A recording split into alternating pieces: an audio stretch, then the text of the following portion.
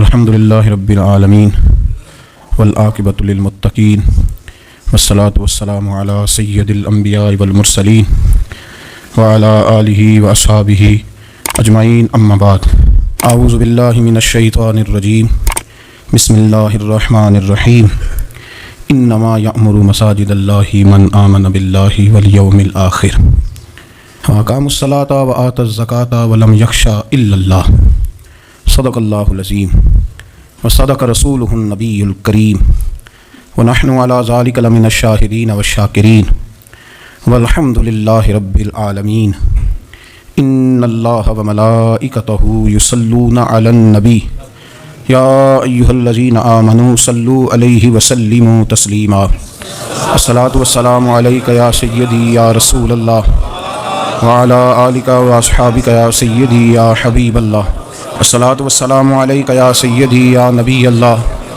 وعلی آلک واصحابک یا سیدی یا نبی اللہ۔ تمام تعریفیں حمد و ثنا اللہ تبارک و تعالیٰ کے لیے، درود و سلام نبی اکرم نور مجسم شفیع معظم احمد مجتبیٰ جناب حضرت محمد مصطفیٰ صلی اللہ تعالیٰ علیہ وسلم کی ذات والا صفات کے لیے حمد و صلات کے بعد قرآن مجید کی سورہ توبہ ہے، پارہ 10 ہے اور آیت نمبر 18 ہے۔ ارشاد فرمایا انما یأمر مساجد اللہ من آمن باللہ والیوم الآخر، فرمایا اللہ کی مسجدوں کو وہی لوگ آباد کرتے ہیں جو اللہ اور آخرت پر ایمان لاتے ہیں۔ پھر فرمایا وأقام الصلاۃ وآتی الزکاۃ، جو نماز قائم کرتے ہیں اور زکوٰۃ ادا کرتے ہیں، ولم یخش الا اللہ، اور سوائے اللہ کے کسی سے ڈرتے نہیں۔ یہ لوگ اللہ کی مسجدوں کو آباد کرتے ہیں، نماز قائم کرنے والے، زکوٰۃ دینے والے، سوائے اللہ کے کسی کی رضا کو مقدم نہ کرنے والے، اور سب سے پہلے یہ کہ وہ اللہ اور آخرت پر جب ایمان مضبوط ہو جاتا ہے پھر مسجد کی طرف رجوع کرنا آسان ہو جاتا ہے۔ نبی کریم صلی اللہ تعالیٰ علیہ وسلم نے فرمایا ہے کہ اللہ تبارک و تعالیٰ نے مجھے جو فضیلتیں دی ہیں نا، ان میں سے ایک فضیلت یہ ہے کہ اللہ تعالیٰ نے میرے لیے ساری زمین کو مسجد بنا دی ہے۔ اس کا معنی یہ ہے کہ جہاں بھی نماز ادا کرو گے تمہاری نماز ہو جائے گی، لیکن وہ خاص حصہ، وہ خاص جگہ جو نماز کے لیے وقف کر دی جاتی ہے اس کو مسجد کہا جاتا ہے۔ مسجد کا لغوی معنی تو سجدہ گاہ کے، لیکن وہ خاص باؤنڈری جس کو مختص کر دیا جاتا ہے کہ یہاں نماز پڑھی جائے گی، اس کا نام مسجد ہے۔ مسجد سے پیار کرنا، مسجد کے ساتھ دلچسپی لینا، مسجد کے ساتھ دل لگانا، مسجد کی تزئین و آرائش میں، خدمت میں اپنے آپ کو شامل رکھنا، اور سب سے بڑھ کے یہ کہ مسجد کے ساتھ اپنے دل کو جوڑ کے رکھنا، یہ اہل ایمان کی علامت ہے۔ مسلمان کا روحانی رشتہ اللہ اور اس کے رسول صلی اللہ علیہ وسلم کے ساتھ ہے۔ آپ کا جس آدمی کے ساتھ رشتہ مضبوط ہوتا ہے آپ اس کے مکان کی طرف کھنچے چلے جاتے ہیں، کوشش کر کے جاتے ہیں کہ میرا بھائی سے ملنے کو دل کر رہا ہے، تو اس کی طرف توجہ ہو جاتی ہے، وقت نکالتے ہیں، ٹائم خرچ کرتے ہیں، پیسہ لگاتے ہیں، وہاں جاتے ہیں۔ بیٹی میں نے بیاہ دی ہے، اپنے گھر چلی گئی ہے، پر میرا ملنے کو دل کر رہا ہے، وقت فرصت سارا کچھ دیکھ کے وہاں پہنچ جاتے ہیں۔ اصل اس گھر جانا مقصود نہیں ہوتا، اصل تو بیٹی کی ملاقات مقصود ہوتی ہے، اصل بھائی کا مکان دیکھنا مقصد نہیں، اصل تو بھائی کی ملاقات مقصد ہے۔ تو مسجد میں جب آپ آتے ہیں تو مقصود یہ ہے کہ میں اس جگہ جا رہا ہوں جسے رب کریم نے اپنا گھر قرار دیا ہے۔ اب اس گھر کے ساتھ دلچسپی، اس گھر کے ساتھ آپ کا تعلق مضبوط ہوتا چلا جاتا ہے۔ رسول کریم صلی اللہ علیہ وسلم نے فرمایا ہے کہ زمین پر جو گھر سب سے پہلے بنایا گیا، جو مسجد سب سے پہلے بنائی گئی، وہ بیت اللہ شریف، مسجد الحرام، اور فرمایا جب ساری دنیا فنا ہو جائے گی تو جو جگہیں باقی رہ جائیں گی وہ مسجدیں، وہ حصہ جس میں مسجد تعمیر کر لی جاتی ہے وہ حصہ باقی رہے گا۔ مسلمانوں کے اندر جہاں چیزیں بڑی تیزی کے ساتھ پھیلیں اور ہماری دلچسپیوں کا رخ جب سے دنیا داری کی طرف زیادہ بڑھا تو مسجد سے بھی تھوڑا سا لوگوں کا رجحان کم ہوا ہے۔ ایک تو لوگ مسجد میں دیر سے آتے ہیں اور پھر جلدی جانے کا شوق رکھتے ہیں۔ کبھی ہم دیکھتے تھے کہ اسکول کا گیٹ بہت بڑا ہوتا تھا لیکن چھٹی کے ٹائم تنگ پڑ جاتا تھا۔ یہی حال مسجد میں جب نماز ختم ہوتی ہے تو اس وقت ہوتا ہے۔ پتہ نہیں کتنے ضروری کام ہیں جو پیچھے ہیں، کون سی ایسی چیز ہے جو دھکیل رہی ہے۔ بچے تو اپنے آپ کو بڑی قید میں سمجھتے تھے اس لیے جایا کرتے تھے، لیکن مسجد سے اس تیزی سے نکلنا، نماز پڑھنے والوں کی نماز کا خیال نہ کرنا، کسی کی تکلیف کا احساس نہ کرنا اور شدت کے ساتھ وہاں سے نکلنے کی کوشش کرنا، اس عمل پر جب غور کیا جائے تو برے خیالات ذہن میں آتے ہیں۔ ایسی چیزیں ذہن کے اندر آتی ہیں جن کا ایک مسلمان کے حق میں ہونا ٹھیک نہیں۔ میرے نبی پاک صلی اللہ تعالیٰ علیہ وسلم نے ارشاد فرمایا، قریب محبوب فرمانے لگے کہ 7 شخص ایسے ہیں کہ قیامت کے دن اللہ کے عرش کے سائے کے علاوہ سایہ نہیں ہوگا، تو رب کریم ان 7 بندوں کو اپنے عرش کا سایہ عطا فرمائے گا۔ وہ 7 لوگ ہیں. ان میں سے نبی پاک صلی اللہ تعالیٰ علیہ وسلم نے ایک شخص وہ بیان کیا کہ جو نماز پڑھ کے مسجد سے نکل تو جاتا ہے پر اس کا دل مسجد کے ساتھ جڑا رہتا ہے. اس کی طبیعت مسجد کے ساتھ لگی رہتی ہے کہ اللہ کے گھر سے ہو کے آیا ہوں, مجھے دوبارہ اللہ کے گھر جانا ہے. اس کا دل لگا رہتا ہے, جڑا رہتا ہے, وہ انتظار کرتا ہے کہ دوبارہ کب میں نے مسجد میں جائیں. یہ رویہ نہیں اس کا ہونا چاہیے کہ وہ کہے اوہو سردیوں میں تو بس نماز ہی نماز رہ گئی ہے, اعتراض نہ کرتا پھرے, بلکہ وہ اس کا دل جڑا رہے. مسجد کے ساتھ جو خاص رشتہ ہے, بخاری مسلم میں حدیث ہے, نبی پاک صلی اللہ علیہ وسلم نے فرمایا, ویسے تو ساری زمین ہی اللہ کی ہے نا, للہ ما فی السماوات و ما فی الارض, زمین و آسمان میں جو کچھ بھی ہے وہ اللہ کا ہے, لیکن حضور فرماتے ہیں کہ خطہ زمین پر جو جگہ رب کو سب سے زیادہ پیاری, جگہ ساری اللہ کی ہے, پر جو اللہ کو سب سے پیارا ٹکڑا ہے وہ جگہ ہے جہاں مسجد بنا دی جاتی ہے. وہ خاص خطہ, آپ ذرا حدیث کے لفظوں پر غور کریں, فرمایا احب البلاد, وہ اللہ کا محبوب ٹکڑا ہے زمین پر جہاں مسجد بنا دی جاتی ہے. وہ اب آپ اندازہ کریں کہ وہ پیسے کتنے قیمتی ہیں, جو کمائے کسی نے تھے, لگ مسجد میں گئے, اور محبوب کس کے ہو گئے, اللہ تعالیٰ کے. یعنی میرے تیرے کمائے ہوئے پیسے اللہ کے محبوب پیسے تب بنیں گے جب اللہ کے گھر میں خرچ ہو جائیں گے. تعمیر مسجد پر, تشکیل پر, فرمایا یہ سب سے زیادہ اللہ کو. اور سید عالم صلی اللہ تعالیٰ علیہ وآلہ وسلم نے ارشاد فرمایا کہ اللہ تبارک و تعالیٰ کو زمین پر, زمین ساری ہی اللہ کی ہے, لیکن اللہ تبارک و تعالیٰ کی زمین پر جو جگہ اللہ کو ناپسند ہے وہ جگہ ہے جہاں بازار بنا دیا جاتا ہے, جہاں مارکیٹیں بنتی ہیں, جہاں لوگوں کے ساتھ ظلم ہوتا ہے, دھوکے ہوتے ہیں, جھوٹ بولا جاتا ہے. یہ بخاری مسلم کی حدیث. ناپسندیدہ زمین کا ٹکڑا وہ ہے جہاں بازار بنتا ہے, اور پسندیدہ ٹکڑا وہ ہے جہاں شوق کس بات کا زیادہ, میری مارکیٹ ہو کہ میرے نام کی مسجد ہو, یہ میری زمین کا جو ٹکڑا میری مارکیٹ ہو, میرا پلازا ہو, اور پچھلا مکان خرید کے نا تو ایک لائن پیچھے نکالتا ہوں, 12 دکانیں ادھر ہو جائیں گی, 12 دکانیں ادھر ہو جائیں گے, پھر حساب نکالتا ہے کہ 20,000 ایک کا کرایہ ہے تو کتنا بنا مہینے کا. جس کو یہ نہیں پتا کہ تیری یہ زمین تھی اللہ کی, اب تو نے اس کا وہ حشر کیا ہے کہ یہ ناپسندیدہ ترین ہو گئی, ناپسندیدہ ترین. اور اگر تیری ہی زمین ہو, اپنی خوش قسمتی تو دیکھیں کہ میری زمین, میرے پیسے, اور جب میں نے مسجد بنا دی تو وہ پیسے رب کے پیارے ہو گئے, وہ زمین اللہ کی محبوب ہو گئی, وہ پیسے پیارے ہو گئے, وہ محبوب ہو گئے. لیکن بڑا ہی مشکل کام ہے. مسجدوں میں اعلان ہوتا ہے کہ بل آ گیا ہے, کو مہربانی کرو, اور پھر پکے سچے حاجی, نمازی, نیک, صالح, پرہیزگار بندے بڑی مشکل سے جیب میں ہاتھ ڈالتے ہیں, اور جو باہر آتا ہے اس میں پورا 100 روپیہ نکل آتا ہے, پورا ہی 100, یعنی کہ, اور گننے میں آپ کو پتہ ہے 1-1 روپیہ کر کے گنے تو 5-7 منٹ تو 100 گننے میں لگ ہی جاتے ہیں, پھر وہ گننا پڑتا ہے. اور مسجد کی ٹوپیوں میں سے, مسجد کے گلوں میں سے اکثر وہ لوٹ نکلتے ہیں جو دکاندار لیتا ہی نہیں, وہ کہتے ہیں اللہ کو دے آتے ہیں جا کے. دیکھیں اپنا رویہ اس لحاظ سے درست کریں کہ جس طرح میرے لیے اپنا گھر بنانا ضروری ہے نا, اسی لیے میرے لیے مسجد بنانا بھی اسی طرح ضروری ہے.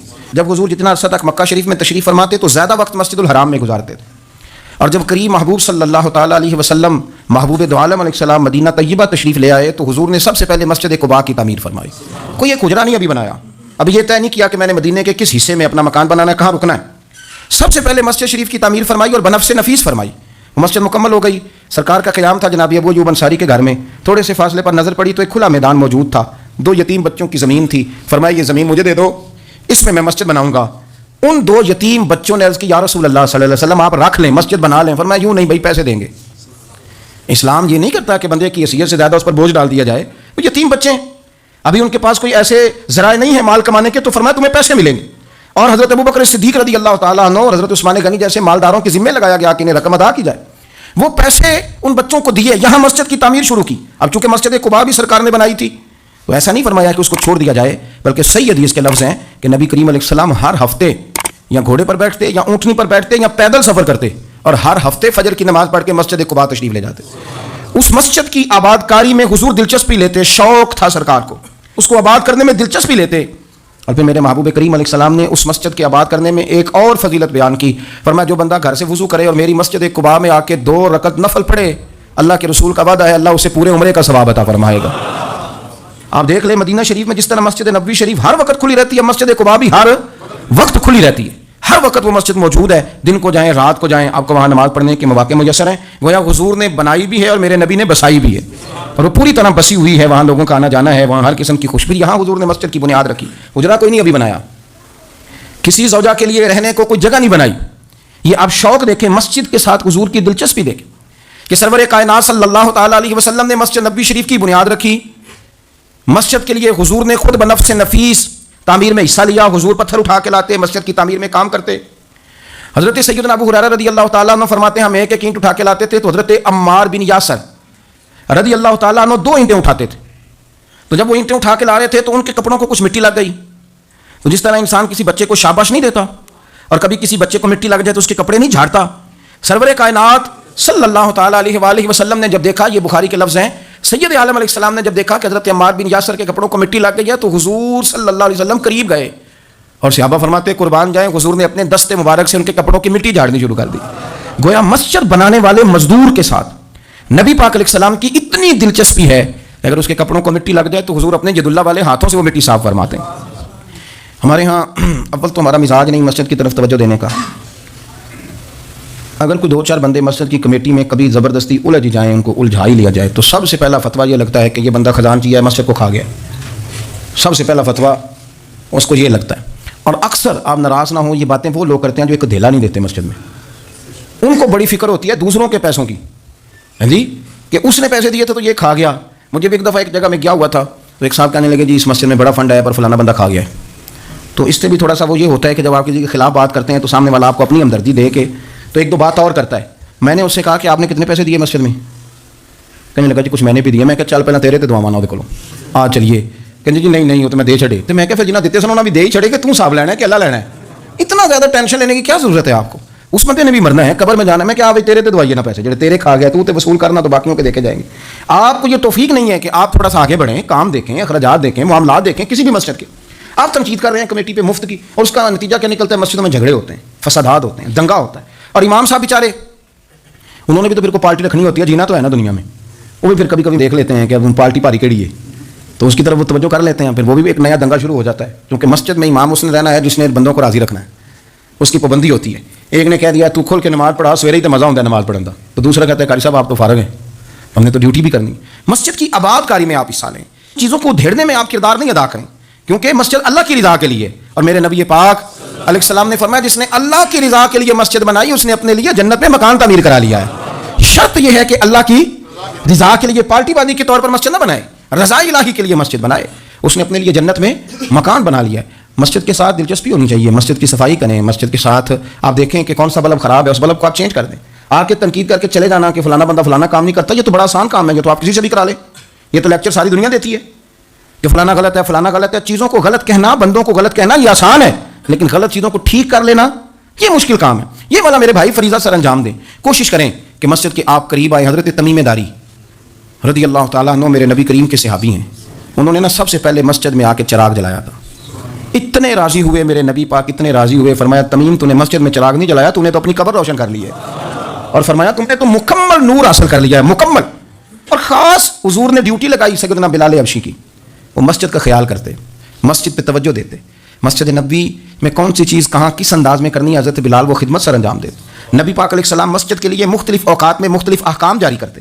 پہلے سرکار دو عالم صلی اللہ علیہ وسلم نے ایک دروازہ مخصوص کر دیا تھا. فرمایا بھائی ایک فیصلہ میرا یہ ہے کہ اس گیٹ سے صرف عورتیں آئیں گی, مرد نہ داخل ہوں. حضور نے وقف کر دیا عورتوں کے لیے. پھر ایک وقت ایسا آیا کہ نبی پاک صلی اللہ علیہ وسلم کے بہت سارے صحابہ نے جن کے گھر مسجد کے بالکل ساتھ ساتھ تھے, انہوں نے مسجد کے اندر دروازے کھول لیے تھے, مسجد میں آیا کرتے تھے. اللہ کے رسول صلی اللہ علیہ وسلم نے فرمایا بھی اب جماعت کا وقت ہوتا ہے اور بالکل دروازہ مسجد کے اندر تم نے کھولا ہوا ہے تو کچھ چیزوں میں مشکل پیدا ہوتی ہے, لہذا سارے دروازے بند کر دو, ایک دروازہ کھلا رہے, اور وہ ہے جناب ابو بکر صدیق کا. وہ آج بھی کھلا ہے مسجد نبوی میں. اس کو وہ دروازے کو بند نہیں کرتے, کبھی ضرورت ہو تو وہ آگے کوئی کنات لگا دیتے ہیں. دروازہ وہ ہمیشہ کھلا رہتا ہے اس لیے کہ اس کو میرے نبی پاک نے کھولا ہے. وہ دروازہ کھلا رہتا ہے. حضور نے مختلف اوقات میں مسجد کی تزئین و آرائش میں, اس کی وسعت میں دلچسپی کا اظہار کیا. حضرت بلال جھاڑو دیتے, آنے والے لوگوں کا خیال کرتے. مجھے کیا لینے دیں, اس کو سیاسی نعرہ نہ سمجھیں, مجھے کہنے دیں اور میں بہت ساری احادیث اور بہت ساری سیرت کی کتابوں کا نچوڑ ایک جملے میں بیان کرتا ہوں. مسجد نبوی ایک پارلیمنٹ ہاؤس کا درجہ رکھتی تھی. اسی میں سارے فیصلے ہوتے تھے, اسی کے اندر کافروں کے ساتھ جو معاملات تھے وہ طے ہوتے تھے, اسی میں ہر چیز سیٹ ہوتی تھی. مسجد کے اندر ہماری سیاست ناپاک اس لیے ہوئی ہے کہ ہم نے مسجد سے باہر نکال دی. جب تک یہ مسجد کے اندر تھی وضو کر کے لوگ بیٹھتے تھے, قرآن پاک کی آیات بیان کر کے اپنا موقف بیان کرتے, بڑا صاف ستھرا نظام چلتا تھا. امیر المومنین کا پارلیمنٹ ہاؤس مسجد ہوتی تھی, وہ مسجد میں بیٹھ کے سارے کام کرتے تھے اور مسجد کے پاکیزہ ماحول کے اندر سارے کام مکمل کیے جاتے تھے. حضرت سیدنا بلال حبشی کی ڈیوٹی تھی. جن لوگوں نے مسجدیں بنائی ہوتی ہیں ان کو مسجدوں سے پیار بھی بڑا ہی ہوتا ہے.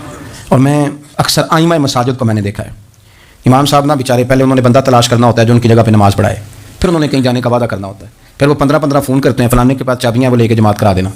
بڑا پیار کرتے ہیں مسجد سے, بڑا لیکن اس بیچارے کا ایک قدم بھی مسجد میں پکا نہیں ہوتا. سارے نمازی غلطی کر لیں, بھول جائیں تو بچ جاتے ہیں, ان کو کوئی مسجد سے نہیں نکالتا. لیکن امام کبھی کسی موقع پر کسی بھی جگہ وہ 2-4 جگہ پہ چھٹی کر لے, کوئی غلطی کر لے تو فارغ ہو جاتا ہے. حالانکہ سب سے زیادہ دلچسپی اس کی ہوتی ہے مسجد کے ساتھ.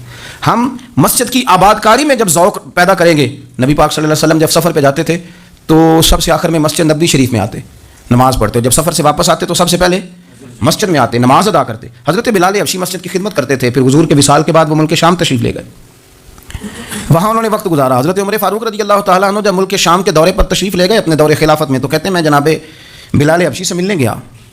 تو کہتے ہیں حضرت بلال نے سب سے پہلے مجھ سے پوچھا کہ بتاؤ میرے نبی پاک کی مسجد کا کیا حال, وہ فلاں کونے کی کیا پوزیشن ہے, فلاں جگہ اب کیا حالات, وہ فلاں جگہ سیدہ عائشہ کے حجرے کے پاس فلانا کام ہونے والا تھا اس کی کیا پوزیشن ہے. ایک ایک چیز کے بارے میں پوچھا.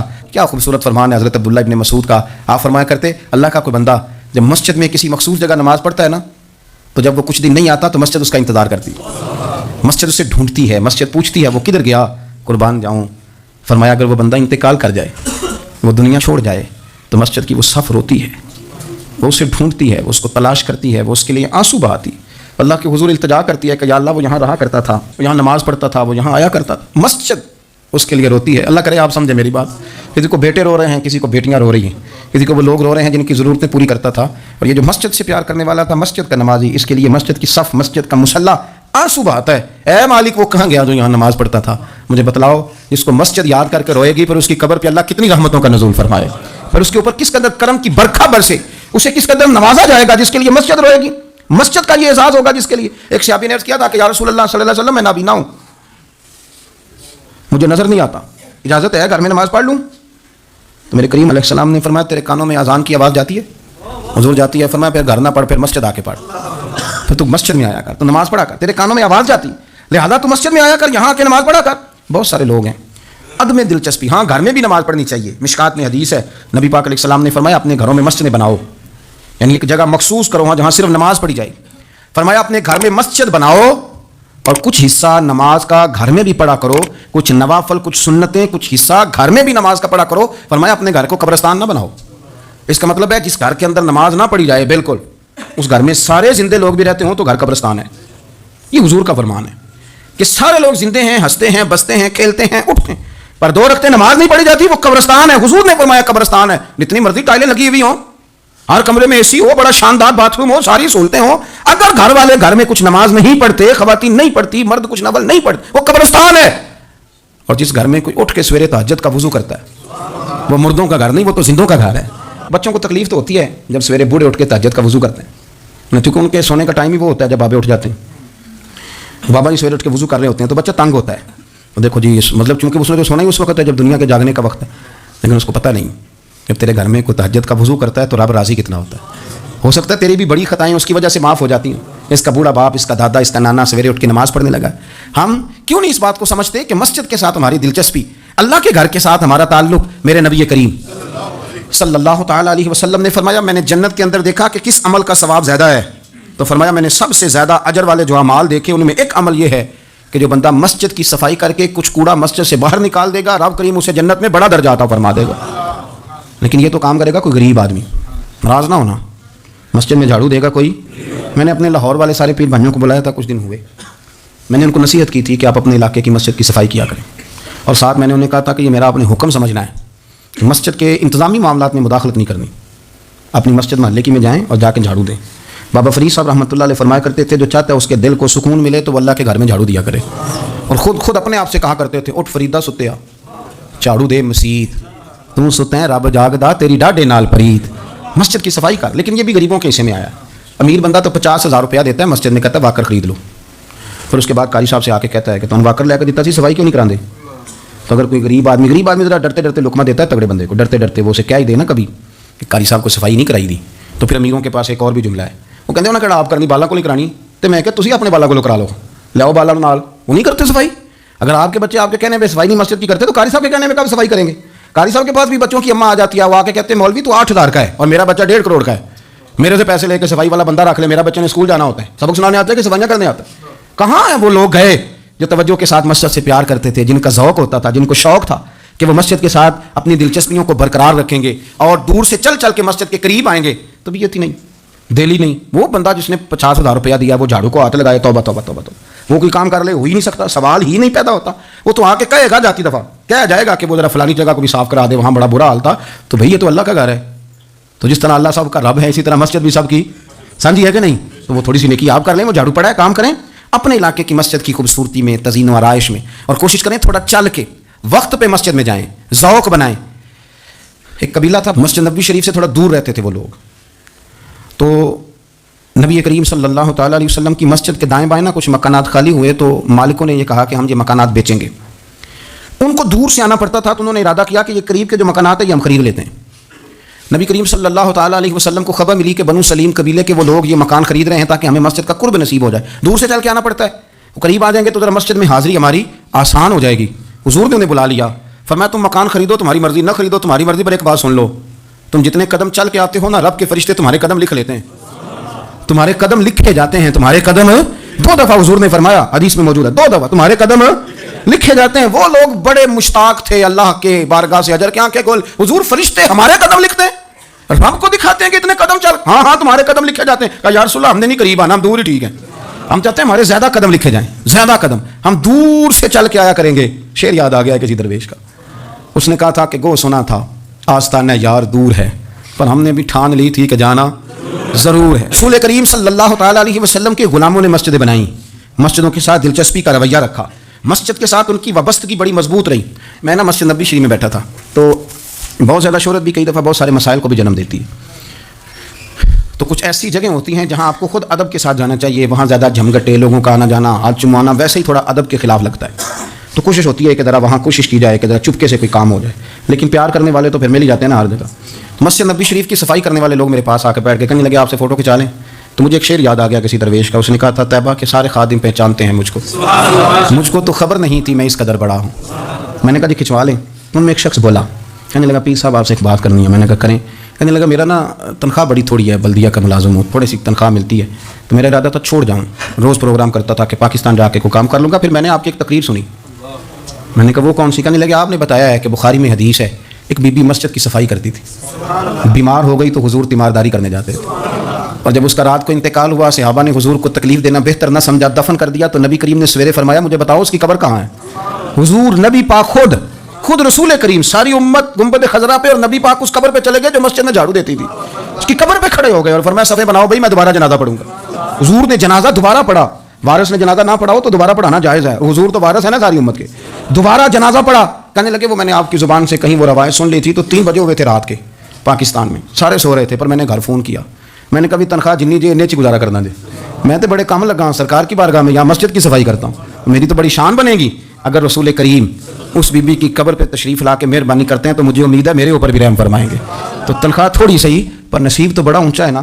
تو میں کوشش کرتا ہوں کہ یہ تعریفیں چھپا کے رکھی جائیں, پر میں نے اسے کہا میں کہ تھوڑا اونچی بول اور ذرا گنبد شریف کی طرف منہ کر کے بات کر, تاکہ گواہی ہو جائے نا, گواہی ہو جائے. عرش پہ تازہ چھیڑ چھاڑ, فرش پہ طرفہ دھوم دھام, کان جدھر بھی لگائیے تیری ہی داستان, کان جدھر بھی لگائیے تیری ہی. اور یارو بڑا خوش بخت نہیں وہ آدمی جس کو اللہ تبارک و تعالیٰ کے گھر کی حاضری کا یہ موقع نصیب ہو, وہ تھوڑا ذوق بنائے, وہ مسجد میں جائے, مسجد کے ساتھ پیار کرے, مسجد کے ساتھ اس کی دلچسپی ہو, مسجد میں وہ چراغ جلائے, مسجد میں وہ جھاڑو دے, وہ مسجد کی صفائی کا خیال کرے, وہ دیکھے کون سی چیز ہے مسجد کی جو صحیح ہونے والی ہے اس کا خیال. اور بڑا ہی خوش بخت ہے, آپ یقین کریں مجھے سب سے زیادہ اس بندے سے پیار ہے جس کو فکر رہتی ہے کہ ٹائم ہو گیا میں نے مسجد کھول لی. کچھ ائمہ مساجد, کچھ مؤذنین, کچھ جن کے پاس چابیاں ہوتی ہیں, میں نے دیکھا ہے بڑے وقت پہ جائیں گے, مسجد کھولیں گے, صفے بچھائیں گے, یہ بڑے خوش بخت لوگ ہیں. یہ میرے نبی پاک کے پیارے ہیں, یہ رسول اللہ صلی اللہ علیہ وسلم اپنے علاقے کی محلے کی مسجد سے پیار کریں, وہاں آپ ڈیوٹی کریں. ہمارا نا جو بندہ ڈیوٹی کرتا ہے وہ نہ کچھ سربراہی بھی لینا چاہتا ہے, بغیر سربراہی کے ڈیوٹی کریں. دیکھیں آپ وہاں کیا خدمت سر انجام دے سکتے ہیں, کس طرح کر کے آپ اپنا کردار, آپ کی طبیعت بڑی ٹھنڈی رہے گی. آپ اللہ کے گھر سے پیار کریں گے تو اللہ آپ کے گھر کو آباد کرے گا, آپ کو بڑی ساری برکتیں, بڑی ساری سعادتیں ملیں گی, بڑی ساری نعمتیں آپ کو میسر آئیں گی. ایک دفعہ میں یہاں نا نماز پڑھ کے نا تھوڑا میں کبھی جب میں خود جماعت کرایا کرتا تھا شروع میں, تو میں یہاں تھوڑا سا گھومتا تھا کئی دفعہ باہر گلی میں. تو 15-20 دنوں کے بعد ایک بابا جی کبھی آتے تھے تو 10 روپے 15 روپے باہر گلے میں ڈال کے چلے جاتے تھے. تو میں نے ان کو میں جانتا نہیں تھا, 2-3 دفعہ نظر پڑی تو مجھے تھوڑا سا ذہن بنا کہ یہ بزرگ کون ہے. میں نے ایک دن ان سے کہا, میں نے کہا بزرگوں آپ اکثر آتے ہیں اور 10-15 روپے آپ گلے میں ڈالتے ہیں اور آپ چلے جاتے ہیں, پھر جدھر سے آپ آتے ہیں, یہاں تو نا بندہ رستے سے گزر رہا تھا تو جاتی دفعہ مسجد نظر آئی تو اس نے کچھ ڈال دیا تو واپس لوٹ جاتے ہیں. کہنے لگے مولوی صاحب میرا ایک ذہن ہے کہ ہر مسجد میں میرے نام کی ایک اینٹ لگ جائے, اور میرا ذہن ہے میں غریب سا بندہ ہوں, زیادہ پیسے میں دے نہیں سکتا, تو میں نے مسجدیں رکھی ہوئی ہیں, تو میں ہر مہینے ہر مسجد میں جتنی میں نے رکھ لی ہیں میں جاتا ہوں, تو اپنے حصے کی نا میں اس میں جو میرے سے ہو سکتا ہے میں کتنا اچھا ذوق ہے. کتنی اچھی طبیعت ہے. وہ ضروری ہے کہ آپ کے پاس 15 لاکھ روپیہ ہوا آپ الگ سے ایک مسجد بنائیں پٹی لگوائیں تبھی کام چلے گا. ان بزرگوں کے 10 روپے سے شاید پوری اینٹ بھی نہ لگتی ہو, لیکن ایک دلچسپی کا اظہار تو ہوا نا, مسجد کے ساتھ وابستگی تو نظر آئی نا. تو آپ اپنے علاقے کی مسجد کے ساتھ پیار کریں, اس کا قرب اختیار کریں, اس کے قریب جائیں. اللہ ہمیں سمجھنے کی توفیق عطا فرمائے.